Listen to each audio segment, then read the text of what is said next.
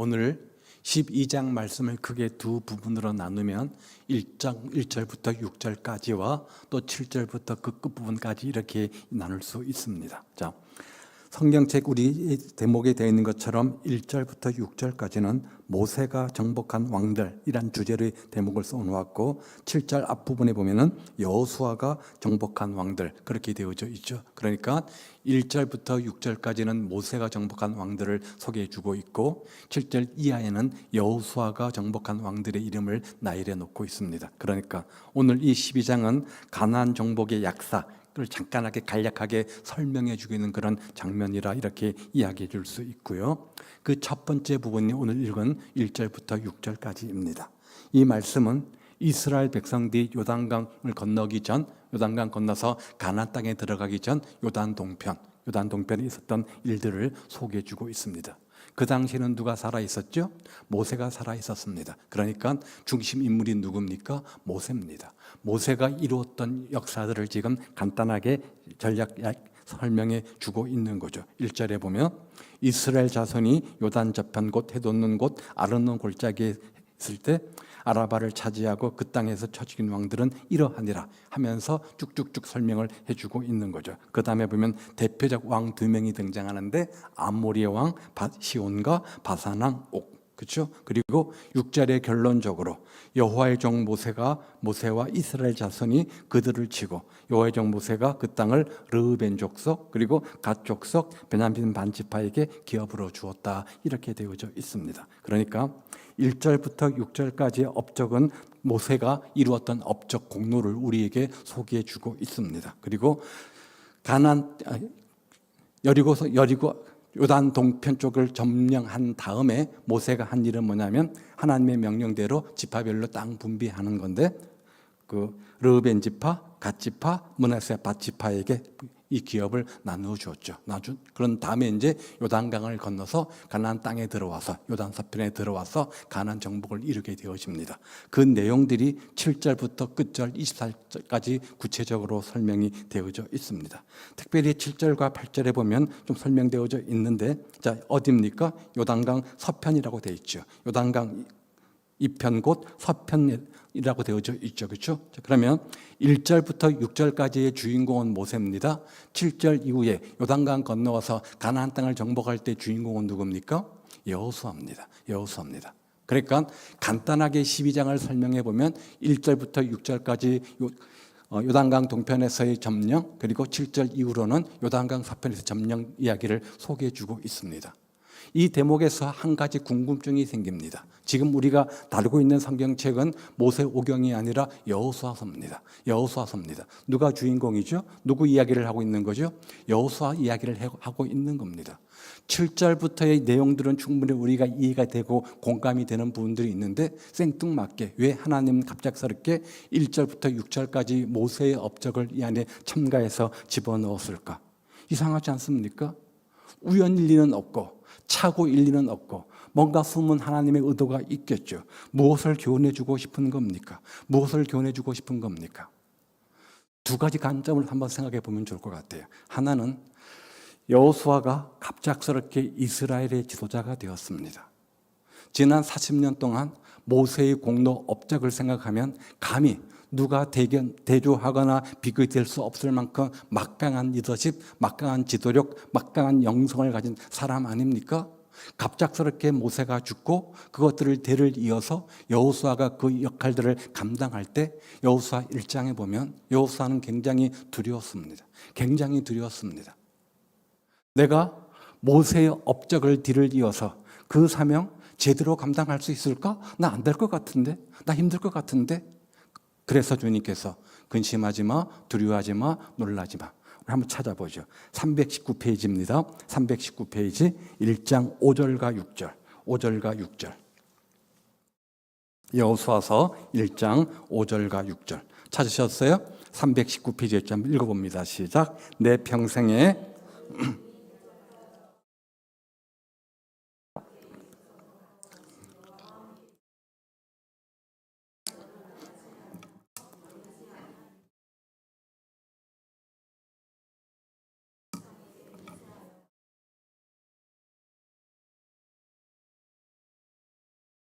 자, 이 일은 간단한 문제가 아닙니다. 간단한 문제가 아닙니다. 모세의 업적과 모세의 공로를 우리가 염두에 둘 때 대를 이어서 한다는 것은 굉장히 두렵고 떨리는 일 아니겠습니까? 그런데 하나님께서 그렇게 근심하고 걱정하고 놀라고 있는 여호수아에게 뭐라고 말씀하십니까? 내가 너와 함께 할 거다. 누구와 함께 했던 것처럼? 모세와 함께 했던 것처럼. 물론 모세가 대단한 능력을 가진 건 사실입니다. 여호수아가 대단한 능력을 가진 것은 사실입니다. 그런데 그런 위대한 신앙의 인물, 믿음의 영웅 될 수 있었던 이유는 간단합니다. 뭐예요? 하나님이 그들을 기름 부어 세우시고 그들과 함께 하셨고 그 사명 감당하도록 하셨기 때문 아닙니까? 그래서 모세가 모세 됐던 거고 여호수아가 여호수아 되었던 겁니다.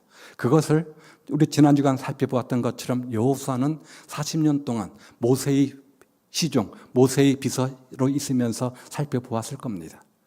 40년 동안 함께 했으니 일거수일투족을 다 따져보았을 것이고 모세의 장점과 약점까지 다 알고 있었음에도 불구하고 한 번 토달지 않고 한 번 불평하지 않고 끝까지 온전히 다 순종했던 여호수아의 순종 충성, 하나님은 그것을 귀하게 여기셨고 다 행하지 않으셨습니까? 그래서 모세가 얼마나 굉장한 업적을 가진 사람이고 얼마나 하나님 앞에서 굉장한 능력 있는 사람인 것을 그 누구보다도 잘 아는 인물은 바로 여호수아입니다. 그런 그가 모세의 뒤를 이어서 이 사명 감당함에 있어서 굉장히 두렵고 떨렸을 겁니다. 이 사실을 누가 알았을까요? 하나님이 아셨겠지요. 내가 몰라서 너 세우는 거 아니다. 다 안다. 그런데 내가 모세와 함께 했잖아. 저 미디안 강야에서 양치고 있는 목동 모세를 불러서 엄청난 업적을 행하게 했던 것처럼 나도 너에게 함께해서 그 사명 감당하게 할게. 모세와 함께 했던 것처럼 너와 함께 할 거고 모세가 했던 것을 너도 그대로 할 수 있어. 이렇게 말씀해 주고 있는 거예요. 약속이라고 하는 것은 뭡니까? 약속이라고 하는 것은 반드시 그대로 될 것을 믿고 이루어질 것을 믿고 우리가 하는 하나의 증표 아니겠습니까? 오늘 우리가 약속합니다. 그 약속이 미래에 반드시 이루어질 거다. 이런 믿음을 가지고 우리가 약속을 합니다. 안 될 거야? 그러면서 약속한 사람들은 없습니다. 하나님께서 약속하시는 거예요. 모세와 함께해서 모세가 굉장한 업적을 이뤘던 것처럼 내가 너와 해서 함께해서 너도 모세 뒤를 이어서 이런 엄청난 업적을 이룰 거야. 하나님께서 약속해 주시는 거예요. 약속해 주시는 거예요. 그것을 이야기하기 위해서, 그것을 강조하기 위해서 모세와 함께해서 역사했던 그 부분을 다시 끄집어낸 거죠. 끄집어낸 거죠. 이 대목에서 우리가 한 가지 생각해 봅니다. 왜 하나님은 모세의 업적을 끄집어내서 여호수아와 약속할까? 여호수아에게 뭘 기대하는 거예요? 하나님의, 우리 금방 찬송했죠. 하나님의 신실하심. 하나님의 신실하심 뭐예요? 약속한 것은 반드시 이루시는 그 신실하신 하나님, 그분을 믿으라 그 말이에요. 모세와 함께해서 모세가 믿음의 영웅 되었던 것처럼 내가 너와 함께 할게. 모세라는 한계를 뛰어넘어가지고 뭐죠? 이스라엘 백성들의 영적 지도자가 되어서 가나안 땅을 정복하고 가나안 땅을 분비하는 그 일에 내가 너를 불러 사용할게. 나 믿어. 모세 봐. 그렇게 됐잖아. 나도 그렇게 해줄게. 이것을 강조하기 위해서 그 신실하신 하나님을 강조하기 위해서 모세의 업적을 끄집어내는 거죠.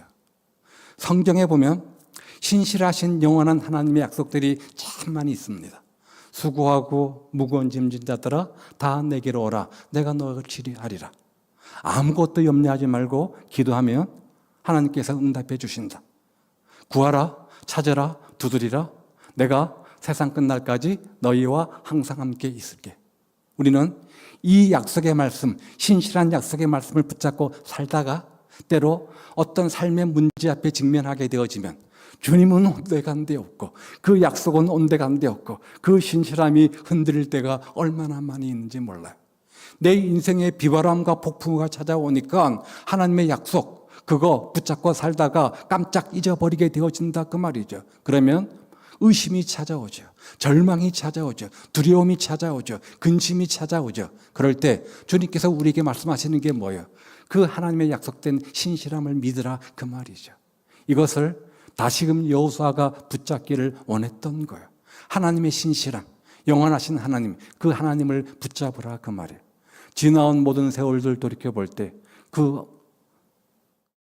하여간 그렇죠? 오신실하신 주, 오신실하신 그 주님을 믿으라 그 말 아닙니까?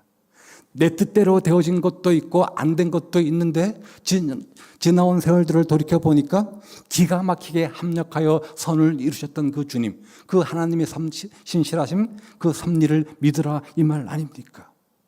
그것을 붙잡았을 때 여호수아가 얼마나 강하고 담대할 수 있었을까요?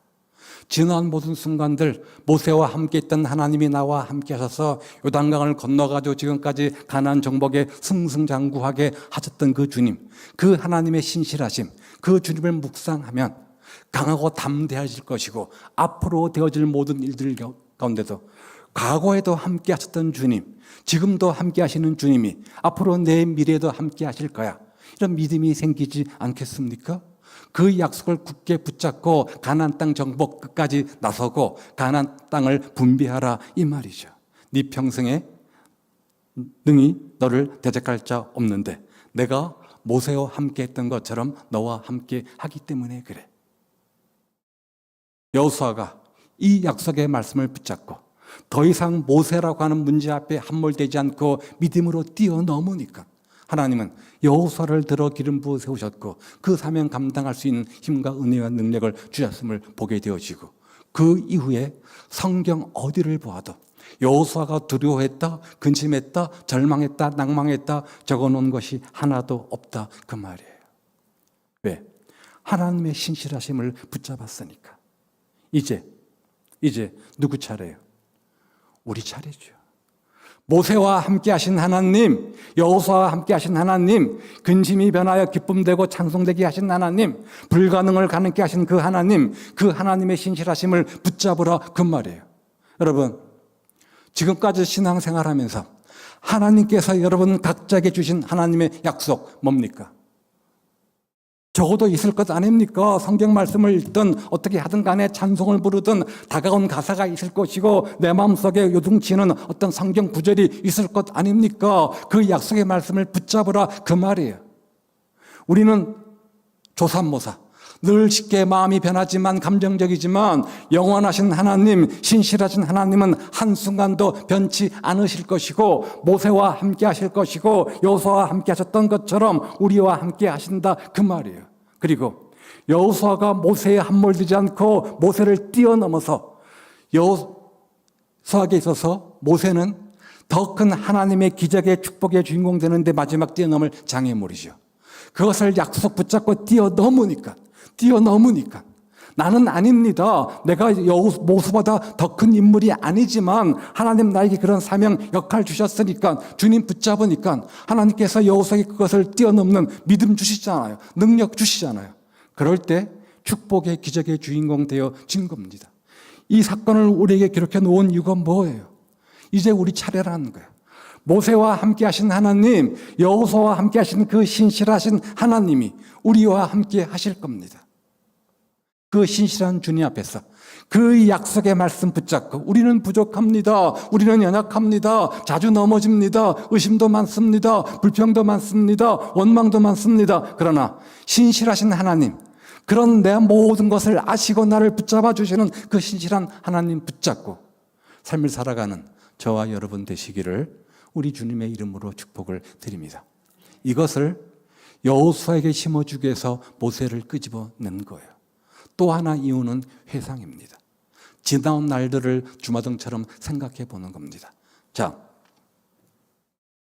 12장 전체의 내용은 분명 지난 날들에 대한 회상입니다. 이미 모세를 통해서 요단 저편 정복했습니다. 여호수아를 통해서 지금 12장 뒷부분 내용들을 이미 정복한 겁니다. 앞으로 되어질 일들이 아니라 이미 되어진 일들입니다.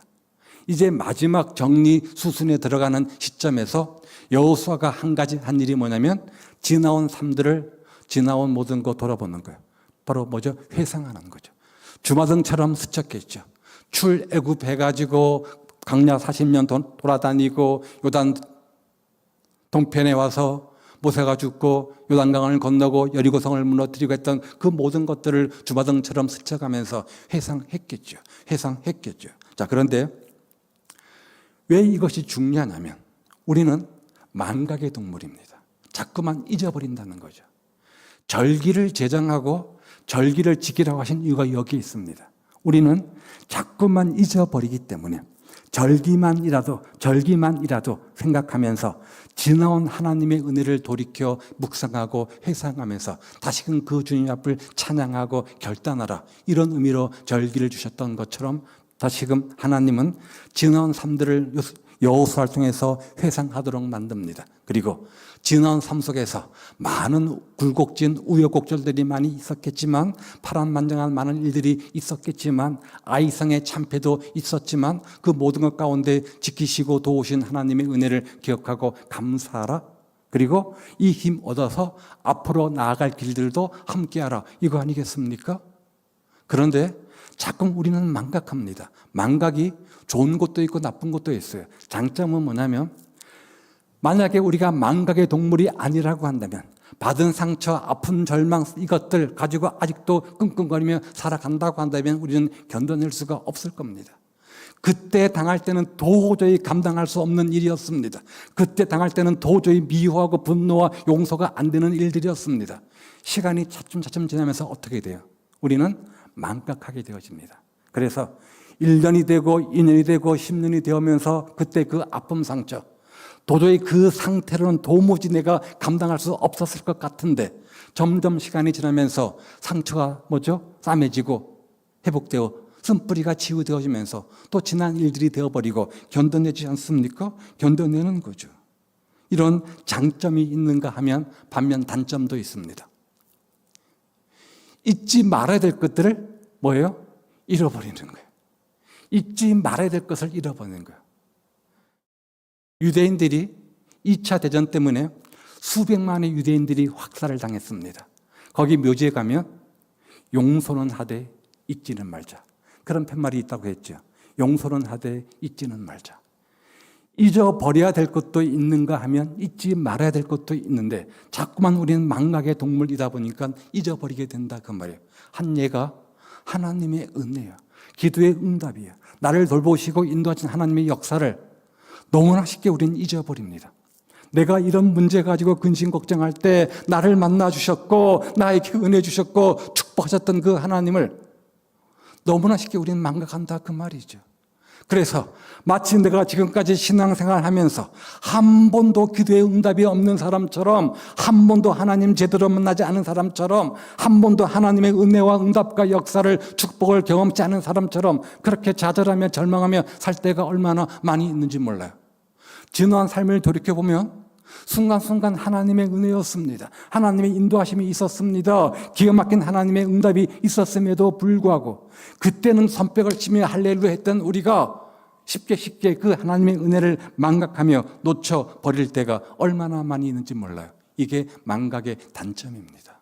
자, 지금 본문은 이것을 전제로 하고 있는 거예요. 이제 대충 여리고 가나안 땅에 들어와서 전쟁은 거의 마무리 시점에 가게 되어집니다. 이제 남은 일은 지파별로 분배된 지역 안에서 행할 국지적인 전쟁뿐입니다. 땅 분배와 함께 남아있는 몇 가지 전쟁뿐입니다. 따라서 이스라엘 백성들에게 이 시점에서 필요한 것 있습니다. 뭡니까? 자신과 지금까지 동행했던 하나님을 다시금 떠올리며 그 하나님의 은혜, 그 하나님의 인도하심, 역사하심을 기억하고 잊지 않고 감사하고 찬양하는 거죠. 이것이 바로 뭡니까? 역사를 돌이켜보는, 우리가 한 해를 마무리할 때 삶을 돌이켜보는 그런 유익 아니겠습니까? 지난 삶을 돌이켜보는 이유가 뭡니까? 발목 잡히려고요? 한숨 치려고요? 절망하려고요? 아닙니다. 좋은 것들은 더욱더 우리가 기억하고 나쁜 것들도 기억 반면교사 삼아서 새로운 미래, 더욱더 유익한 인생 되도록 하기 위한 것 아니겠습니까? 왜 여호수아는 이 시점에서 지난 삶을 돌이켜봐야 됐을까요? 왜 회상해야 될까요? 지난 삶을 돌이켜보면서 하나님의 은혜, 여전히 변치 않는 하나님의 역사, 하나님의 인도하심, 이것들을 떠올리면서 지난 모든 세월들 돌이켜볼 때 그 어느 것 하나 주의 손길 미친 것, 안 미친 것 없는데, 그렇다면 앞으로 되어질 모든 일들 가운데도 하나님께서 동일한 신실한 하나님께서 이렇게 역사하실 거야. 새 힘을 얻을 수 있는 거잖아요. 그리고 앞이 캄캄해 안 보인다고 할지라도 그렇게 나를 인도하신 그 주님께서 함께 하시고 도우실 거야. 그 믿음 가지고 뚜벅뚜벅 걸어 나가라, 이 말이죠. 이것이 바로 묵상의 진학 돌이킴의 유익 아니겠습니까? 이처럼 돌아본다는 것, 회상은 이렇게 유익한 것이 있는 거죠. 하나님의 은혜, 잃어버린 하나님의 은혜, 하나님의 역사, 하나님의 기적, 응답, 다시 우리가 회상할 수 있다고 한다면 더욱더 우리는 영적으로 강력하게 하나님의 능력으로 무장될 수 있을 겁니다. 그렇게 지나온 삶을 돌이켜보면서 신실한 주님을 찬송하고 그 신실한 주님이 이후로도 영원토록 함께 하시고 인도하실 거야. 이 믿음 가지고 뚜벅뚜벅 한 걸음 나아갈 때 마침내 여호사는 가난 정복의 주인공 되는 거고, 또 뭐죠? 하나님의 응답의 기적의 역사의 주인공으로 우리에게 우뚝 서게 되어지는 거죠. 그러니까 모세도 그렇고 여호수아도 그렇고 한 번 받은 은혜 가지고 평생 사는 것이 아니라 순간순간 그때그때 필요할 때 다시 고난이든 어떤 회상이든 어떤 방법을 통해서 다시금 하나님의 은혜 능력들을 뭐죠? 영적 재충전하는 시간들이 필요했던 거죠. 그래서 다시 그 능력으로 영적 재충전 무장되어서 이제 앞으로 되어질 13장의 모든 일들 가운데 함께 하시는 주님, 그 주님 앞에 승리하는 삶을 살게 되어집니다. 성경이 이런 사건들을 기록해 놓은 이유는 간단합니다. 이제는 이것들을 교훈 삼아서 우리도 그런 삶의 주인공 되라, 이 말 아닙니까? 따라서 우리가 기도할 때 먼저 신실한 하나님을 기억하십시오. 나에게, 우리 각자에게 주신 하나님의 신실한 약속들이 있을 겁니다. 다 다르겠죠. 어떤 분에게는 나의 힘이 되신 여호와여, 하나님께서 나의 힘이 되주신다고 약속하셨어요. 어떤 분에게는 내 인생의 산업목자가 되어주신다고 약속하셨어요. 어떤 분에게는 또 이렇게 약속하셨어요. 나의 우편에 그늘 낸다고 약속하셨어요. 그 약속의 말씀, 신실한 주님을 붙잡으라, 그 말이죠. 그리고 그 과정 속에서 내가 더 큰 하나님의 축복의 기적의 능력의 주인공 되는데 방해되는 내 인생의 모세. 이 모세란 그 한계를 뛰어넘어야 더 큰 축복의 기적의 주인공 될 수 있는데 자꾸 나를 발목 잡게 만드는, 나를 한숨 짓게 만드는 그 삶의 문제, 그 모세, 그것들을 신실한 하나님의 약속의 말씀을 붙잡고 뛰어넘는 저와 여러분 되시기를 바라고, 순간순간 힘들고 어려울 때 지나온 시간들을 돌이켜 묵상, 회상해 보시기 바랍니다.